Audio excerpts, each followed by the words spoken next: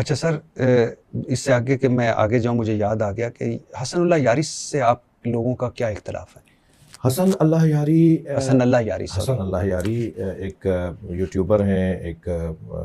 مناظر ہیں، مناظرے کرتے ہیں وہ اپنے ٹی وی چینل پہ، جو ان کا یوٹیوب چینل ہے. ان سے ہمارا اختلاف موٹا سا یہ ہے کہ وہ نہ صرف سنی شیعہ میں جھگڑا ڈلوا رہے ہیں بلکہ شیعہ شیعہ میں بھی جھگڑا ڈلوا رہے ہیں. یعنی ان کی کبھی کوئی کلپ آپ دیکھیں گے کہ وہ شیعہ مسائل کو ابھار کر اور شدت اس میں ڈال کر، اور زبان اور لہجہ اتنا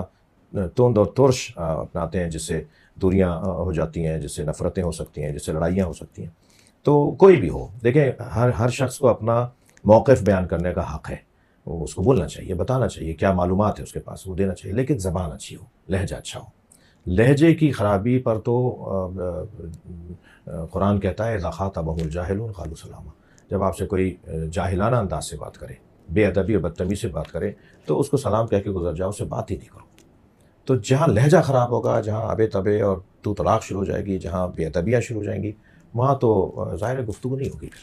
سر اب صحیح مسلم کی بات صحیح بخاری کی آ گئی، تو آپ صحیح مسلم، صحیح بخاری، جامعہ ترمذی، سنن ابی داؤد، سنن نسائی، سنن ابن ماجہ، مطلب سیاہ ستہ کو مانتے ہیں؟ بالکل مانتے ہیں، علمی ذخیرہ ہے. ہم عقائد ان کتابوں سے نہیں لیتے، ہم احکام ان کتابوں سے نہیں لیتے، مگر ان کتابوں سے اخلاقیات لیتے ہیں، تہذیب لیتے ہیں، صحابہ کرام اور تابعین اور تبع تابعین کی تعلیمات کو لیتے ہیں، عرفانیات کو لیتے ہیں، معنویات کو لیتے ہیں، اور جو احکام شرعی احکام میں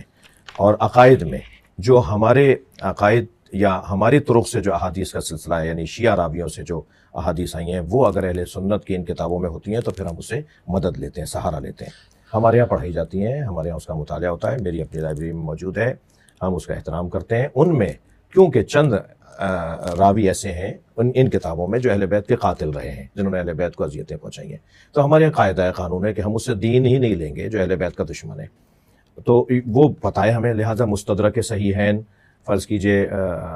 صحیحین کے اندر جو احادیث مشترک ہیں شیعہ تعلیمات کی روشنی میں اور صحیحین یعنی بخاری اور مسلم کے اندر، ہم نے ان پہ تو کتابیں لکھی ہیں. ایک 10 جلدی کتاب ہے، پچھلے دنوں لکھی گئی ہے، امام جعفر صادق، الامام جعفر الصادق و مذاہب الاربعہ، یہ کتاب ہے 10 جلدی جو شیعوں نے لکھی ہے. امام جعفر صادق اور 4 مذاہب اربعہ، یعنی اہل سنت کے 4، مالکی، حنبلی، شافعی، یہ چاروں اور امام جعفر صادق، ان کے جو مشترکات ہیں ان کے اوپر کام ہوا ہے. اور شاید اہل سنت سے زیادہ اہل سنت کی کتابیں جو ہمارے ہاں مشترکات ہیں، جو ہمارے ان کے مشترکات ہیں، ان میں اہل سنت مدارس اور مراکز علمی سے زیادہ